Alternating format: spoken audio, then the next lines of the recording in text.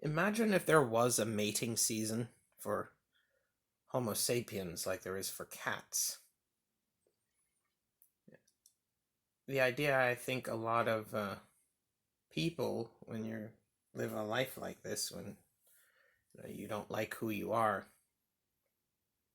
to become another being, a being with a new nature that can give you something, that can give you the thing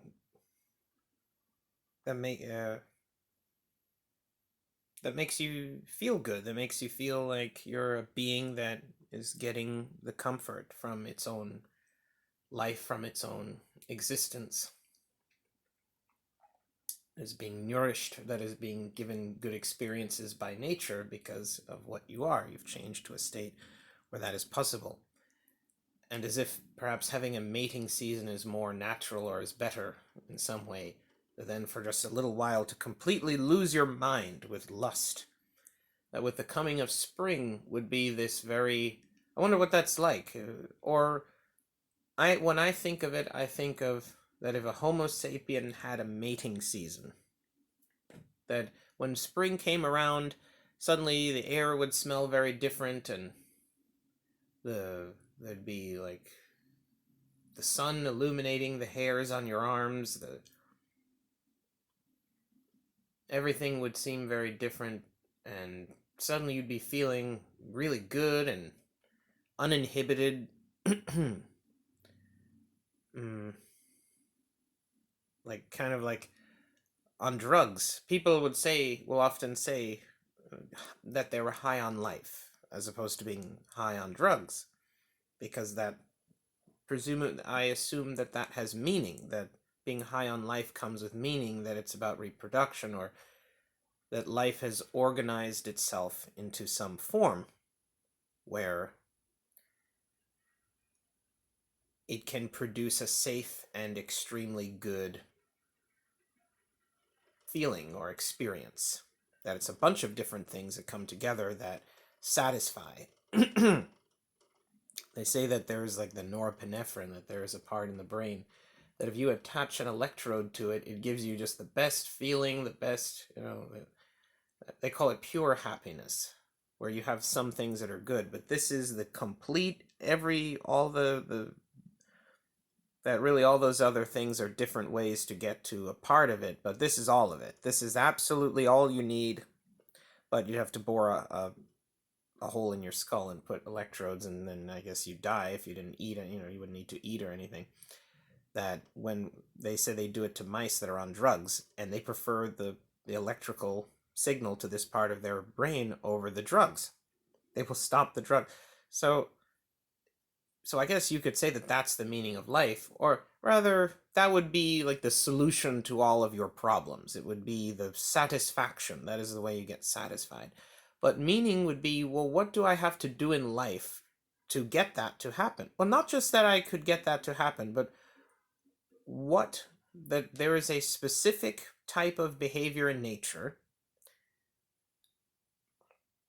that will give me this reward, and that I have to do something to get it, and that something is of a very particular type. That what I'm doing and what nature is doing go well together. They create this experience that is good and is not just that rewards me, but the way it does is important. And the way that it does has something to do with one another, that they're not just things I'm doing to get rewards. That's why it's called meaning. It does something. It has a consistency throughout throughout what you're doing, throughout what nature is doing, that gives it some value that's part of the reward. That just the activity itself um, is part of the reward. That's the idea of meaning. Meaning is more like a a way of identifying the feeling that you want. That you look at meaning and really it's the reward you want, but you assume that the only way, as opposed to drugs, that you're going to get a safe high in life is if it comes with meaning. That meaning is the sign that it's defined by the behavior of nature, and therefore it's safe and it has the good stuff. It's healthy. It's a healthy high. And having a mating season would be like a healthy high, that you get flashes to places, and like you, when spring comes around, you suddenly start thinking of ideas or thinking of places, having flashes of memories that maybe you inherited from your ancestors, fields or trees or something. You could just lay on the grass and feel okay there.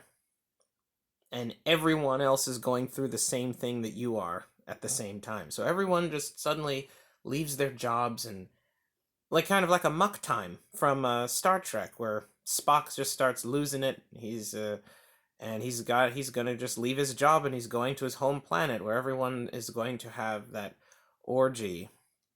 Or in Futurama, where it turns out that Zoidberg is an inferior male specimen. You don't hear that kind of candor from Earth women, but Edna just said it straight. You are an inferior male specimen. Unfortunate, but true.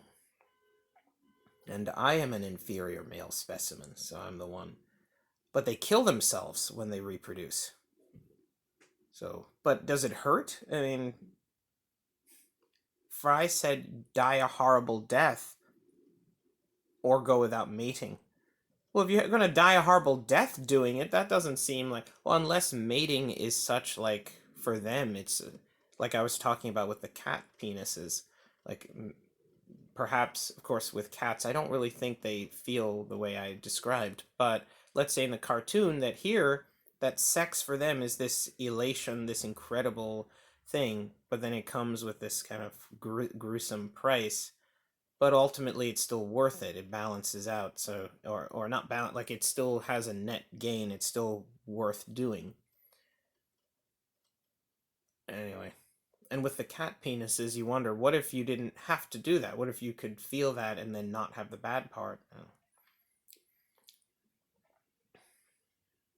Nevertheless, the idea is similar, that everyone in your species now is experiencing this common um, psychological change where everyone is uninhibited, everyone is like interested in mating. Suddenly, where never before, everyone's feeling good, everyone's feeling strong, everyone's like, where normally we're preoccupied with kind of, if anything, in regular life we eat a lot because we're not getting something from people, because the people here are just empty and like cruel and mean. So it's like you can't really get what you want from people, so you turn to food, you turn to material things, you turn to other ways to try to have some fun, some joy in your life. Those are the things that I was able to enjoy in my life, because the people here are, for those few months everything changes. Suddenly you don't, all those bad feelings just go away. You don't need to eat as much, so you start losing weight, and a person who looked good now looks like great. And it's like people who knew each other, like over the kind of few months of the season, you start losing all that weight, and it just gets better and better and better, and the sex gets better, and people look better, and they're exercising, having so much sex, um, and people are, I don't know, camping out, or like life changes dramatically. Everyone leaves their doors open, no one cares, but no one's stealing because everyone naturally is having the same thing.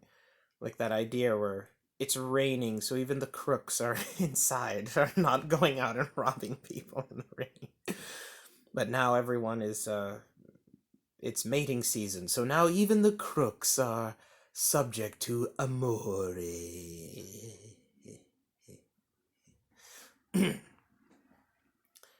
And so now, like all crime, things that seem to be natural forces like crime, or those things go out the window. Everything kind of, people psychologically change during this time. And everyone's kind of at peace, and everyone's like feeling good for the first time. Everyone's self-image like goes away, and like it's like it's not that big a problem, but it's still, people still feel looks enough that as people lose weight, it's like it gets better. People still can like that, so you still get the benefit of having lost weight from your psychological changes and your state of activity. Um, And in a similar thing, there would be meaning to this. So there's going to be all kinds of experiences during this mating season that not only are good, but it's going to feel like you're being informed to the ancient ways of nature, to things that have to do with the history of life, and um, kind of like you when learning that we do this to reproduce so that people have more babies, as if like something as grand as that, like this is where people come from. And there'll be all sorts of things like that, and discoveries about the ways of nature and how they make you feel, and the feelings can help you to discover these things. They give you information or help you figure it out. And so all of these experiences are what give um, the the mating season meaning, not just being good, but make it a special type of activity that make it healthy and safe. Give it that value of being meaning rather than just being a good thing, good event. A very special kind of experience, as well as being profound and good, ongoing. That'd be interesting to see a mating season, to see what that would be like. Like, see somebody who's like, no, it's evil. No, you can't do that. You can't talk about it. Nobody talks about it. You can't do it. Don't touch it. Don't talk about it. That's what it is when it comes to everything. So many things in life, all these people are doing it. They like it, but no one's allowed to talk about it. No one's allowed to show it. No one will ever. It's like it's annoying. You'll certainly do that thing, but you won't talk about it. You feel uncomfortable saying it, but you don't feel uncomfortable doing it. It's such an absurd thing with people where authority is everything, but now it's like nature has taken that away. No more authority, no more Jesus, no more race, no more. It's all just the ancient circle of life, cycle of reproduction that is older than any religion, older than racism, older than even misogyny, older than even mortal homo sapiens themselves, back to the very primitive state. Now there still might be some now animals, well, hatred toward animals, that's basically the kind of thing that coexists with mating, preying on other creatures, which actually might predate sexual reproduction. So animals are out of luck. Animals might still get hurt, but maybe not in the same way, because the superiority might have gone away. So, no, I don't know. Yeah, animals might still be in trouble, because that's a really, really old abuse of animals. Really strong part of our ancient drives to ancient approval of things. So, but either way, poor animals. But maybe we'll still treat them a little better. They get a break, and they get to just kind of roam around. And cats, it'd be fun if cats. What are the mating seasons for different creatures? What if like your cat is out there now getting laid just at the same time you are getting fucked next to your cat? Maybe fucking your cat. I don't know. Can a cat have sex with a human being? Who knows? Would you want it to? I don't think so. But it's a strange thing. It's a thought I had. And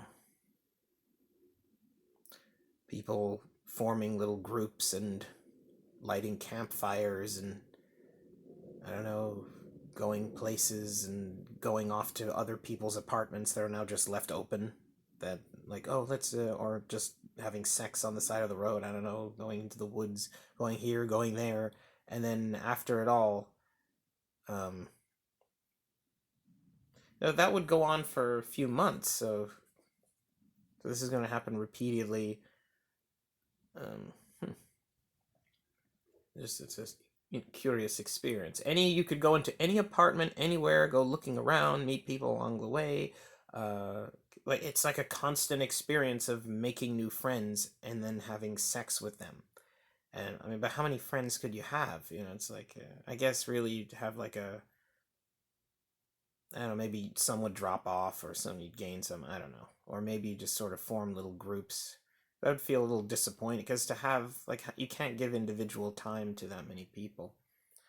But I guess you'd sort of form little groups as you move around. Like everyone's on their own little adventure, and you meet people along the way, and then they form these little groups, and then they enter this group when there's like a campfire circle, and then their group departs again, maybe meets another group, maybe exchanges a person, maybe that person goes off to that group, you gain a person from this group, I don't know, another idea.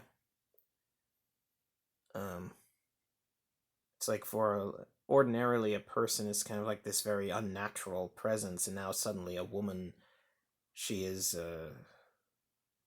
like a natural being. She is like bends over. She is like more like an animal, like a dog. Like she people, like you don't, when you're someone like me, you don't see that.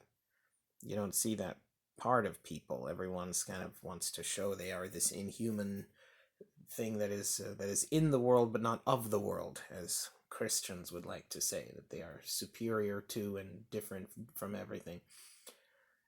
But it's not true. And when people are having sex, like it seems like maybe that's different. It shows now. Now we're going to experience this natural thing and have to give up that superiority to do so. An idea that I had when thinking of Aphrodite, which I'm illustrating here with Susan Storm, the Invisible Woman. As a person who's not allowed to have sex here in the United States, at least not with a person of my choosing, I would have to hire a prostitute or accept any ugly girl. And again, I'm judging ugly girls by doing the same exclusionary devaluing of other people, which is wrong, and I do it anyway. Or I have to follow all these rules. They make it harder for me, but generally it turns out that it's difficult enough. I never thought I could fail to have a girlfriend. I always thought that getting a mate would be easy. I never thought I'd be here. And inevitably someone's always going to ask, do you have a girlfriend? And the answer is always no. And of course the question that always immediately precedes that is why? Because everyone sees that that's strange. Why wouldn't someone have a mate? That's a very easy and natural thing to do. Why? Yeah, why? I ask that question too. Why? But of course, when they find out it's because you're being ostracized, then suddenly they turn on you. It's like once they see, it's as if there are two types of people, the haves and the have-nots. And when they see that you are the people who don't have, oh, you're the enemy. Oh, then no, you're equal. I don't understand. They know they're doing it, and they hide it because they don't want to show honesty. They don't want to honor you that much, that you could have something good. You're born with, you can have this much good experience. You can't have these good things. You're born like that. You have to stay feeling bad when it comes to certain ancient forms of abuse.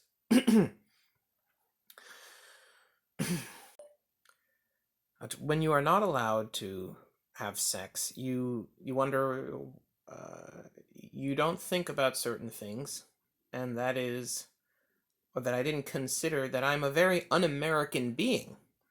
People, especially here in America, I think, they want people who are like themselves. They like similar types of people, looking people. They like people with similar behavior, similar to themselves. So I am a fourth generation American if you go by birth location. But on my mother's side, my ancestors have a habit of jumping around, coming to America, giving birth to a child, and then moving somewhere else. It wasn't until my grandmother that she selected a mate on the American land here in New York City, but she chose the one foreign dude. So, you see, a lot of my voice, my body, genealogically, I'm not American.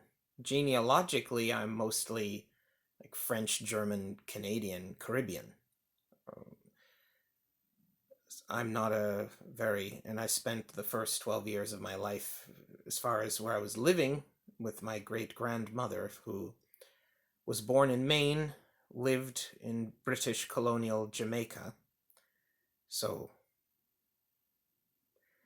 and I think that is a large contributor that I'm not of American genealogy. My father is like the only real American, closest thing to an American person. He is a brown, dark-skinned brown man who lives here in America. His family were probably slaves to white people. So he has been here breeding with people who are from here. But because of my un-American presence, that works against me when it comes to doing things that people feel they have to give up something valuable to you. You don't have anything in you for them to take, so they don't want to give it to you. That's how it is. I'm existentially bankrupt for the natural experiences in life. Born old, born empty. I'm born old. How did this happen? How? Surprised to still be here. Surprised as I've been given some extra time, but what will I do with it?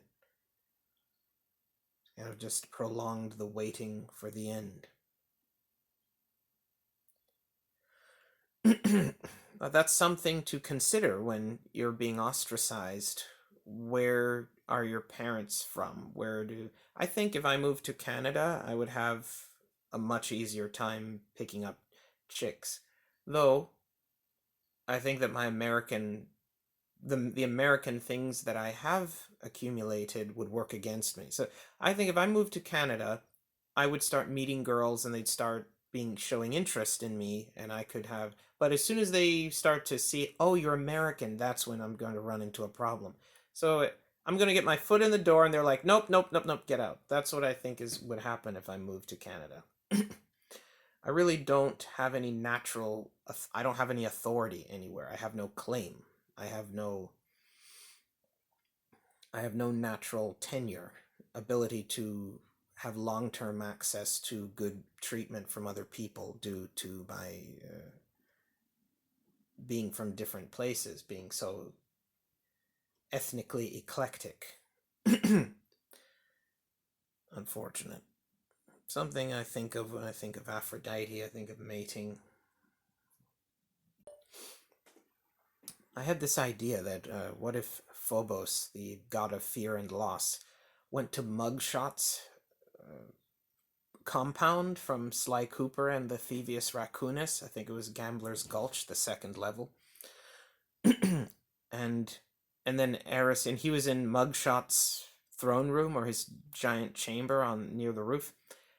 And Eris, the god of discord and chaos, shows up, and they start having sex in that room. And he's like giving her head, and he's eating her pussy, and then she comes an octopus, like they octopussois and drawn together, and it comes up, but it's not attached to her at first. It just comes out, and he's like, "What the? What is going on here? Oh no, just go with it." Because she's the goddess of chaos, so she's gonna do all kinds of crazy, freaky things. I don't know. But Phobos has got to be quick, and what's gonna happen? And so he figured he just instinctively, he's the son of the god of war, so he tries fighting the octopus, and he's like punching the tentacles, and she's like, "Oh yeah!" and and then eventually, and then Phobos sees that. Oh, you like that? And then he just keeps going, working the suction cups. I don't know. Um, then he ties like a floss tether around the octopus's lobe, and then the octopus starts, like its tentacles start phasing through him. What's that movie with Arnold Schwarzenegger with the devil in it? I forget, where he's like doing that thing where they're merging, almost, or like physically merging with each other. So the tentacles are merging with him, and then the octopussois is merging with her labia, and and there's like liquid going everywhere and forming 0G balls of pussy juice fury that are also like on fire, or I don't know. and then he puts this floss lasso or lays. Oh dear goodness. Thin wire. I don't know what you call that. Very thin wire, some kind of floss lasso, floss ligature around the head of the octopus, and it does that thing where you cut off the. Like I remember I was listening to Tove Lo, and I'm thinking, what is fingers in ties? What is that? I don't know. I don't know what that is. And so I thought of this. What if Phobos put like this thin wire around the lobe of the pussy octopus? And it does something, but she's a god, so it's not gonna like have the same effect on a mortal. There's no real like you can't stop a god's energy, but it has this effect where like life force or blood or whatever. But it has this effect where it concentrates the sensation in a region. So it doesn't cut it off, but it just kind of concentrates in one part of the body that's been kind of tied off, or what do you call it?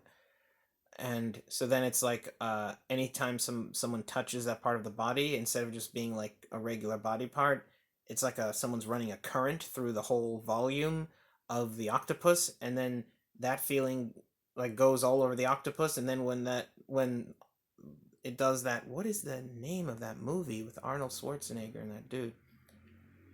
Right? I don't know. Man, I wish I don't know. But then it fuses with Eris's vagina vulva again, and then so it's like it's going all through.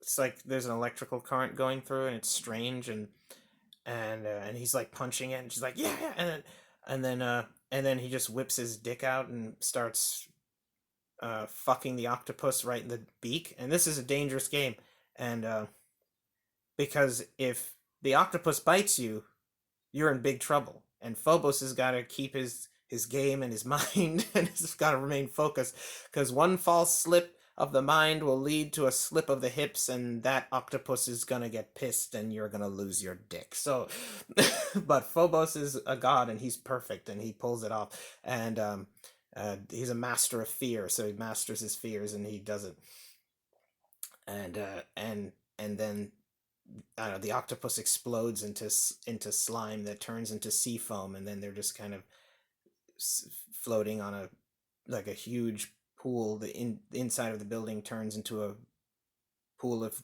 pink sea foam, and they're both just laying there satisfied. And I don't know, they're like both extremely confused. I don't know. And then the sea foam slowly dissipates, and then they both look at each other like, "You want to do it again?" And and then Mugshot comes in or looks in through the roof like, "What the fuck is going on in there?" That's what he sounds like. He's from. Is that supposed to be a Nevada accent? Like, you come into my house, wreck my stuff, making me feel transgressed and violated. Let's rock! Dun, dun, dun, dun, dun, dun.